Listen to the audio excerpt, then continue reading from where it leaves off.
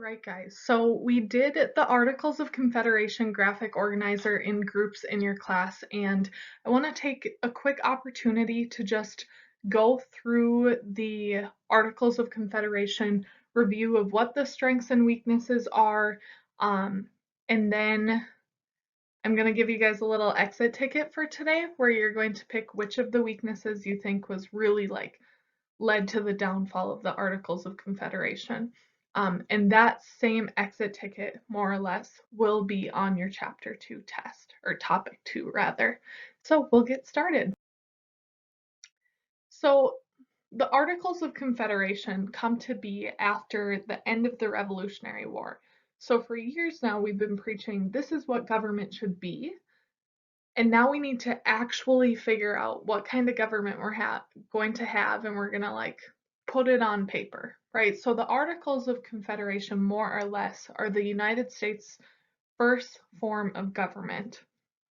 And the biggest debate happening about the Articles, or the new government rather, is how much power do we give to the national government? We just came from Great Britain, which the national government had all power. In the eyes of the colonists, they had too much power. And so we need to figure out what's that balance?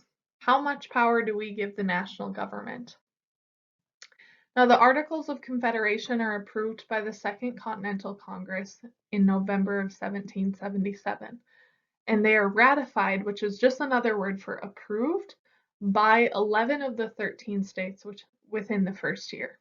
Delaware and Maryland are the last to ratify the Articles, and they all do so. So all 13 states agree on the Articles by 1781. So that's when they really go into effect.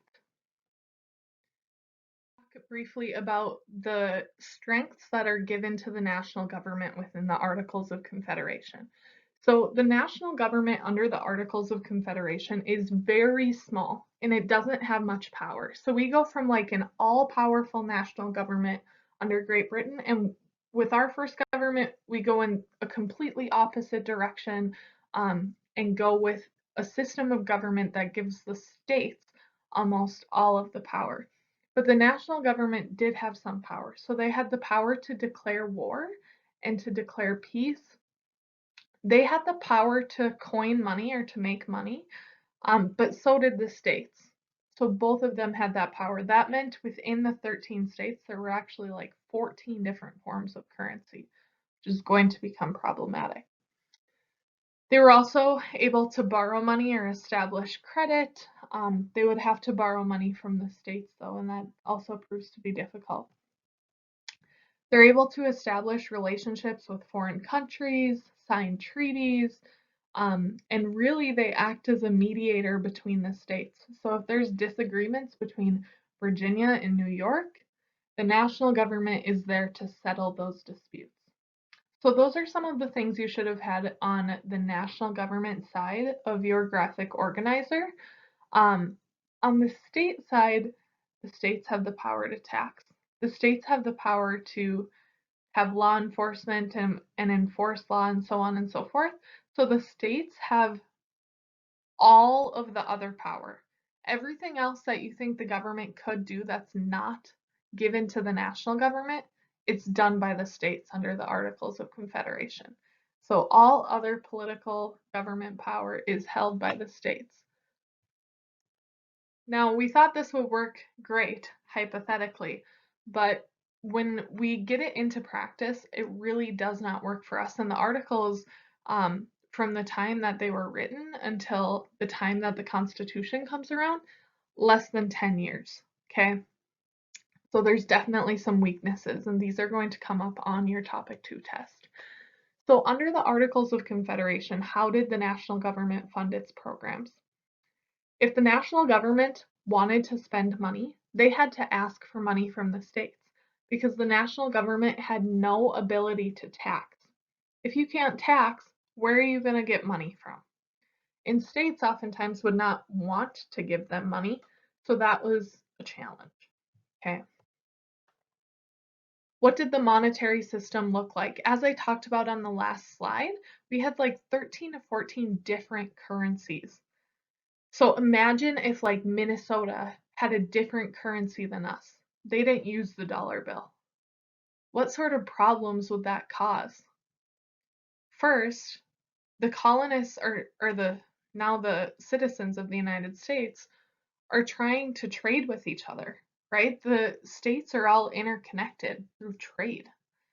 And so this is difficult when they have different currencies. Some states had really valuable currency and they were just fine. But the states that didn't have valuable currency, they were like out of luck because they couldn't even afford to trade with other states to meet their basic needs, to pay their rent, right? Those sorts of things. In some colonies, this leads to revolts. In Massachusetts, we have Shays' Rebellion. A bunch of farmers storm the Capitol and they're just like rioting because they can't afford to live. They can't afford to meet their basic needs, to pay their rent. And so this creates a really huge economic challenge, and is really one of the major players and why we need to reevaluate the Articles of Confederation. How are national laws enforced? So there was a Congress, no president, no judiciary. So Congress could make a law, but then what is a law if you can't enforce it, right? There wasn't like national law enforcement, there wasn't national courts. So states could just not enforce the law, and then what's the point? Because people could break the law with no consequence. How were amendments made? So as a reminder, amendments, that's another term for just changes. So if we need to change this document, we make an amendment. So amendments to the Articles of Confederation, you needed 13 of 13 states to agree to the change. That is really difficult to get a unanimous decision that changes the national government, right? It's next to impossible. And so they do try and change the Articles of Confederation, but they run into this issue where they can't get everyone on board with it. Likewise, to pass new laws, we needed 9 of 13 states to okay new laws. Now think of that in modern day politics, like in Congress.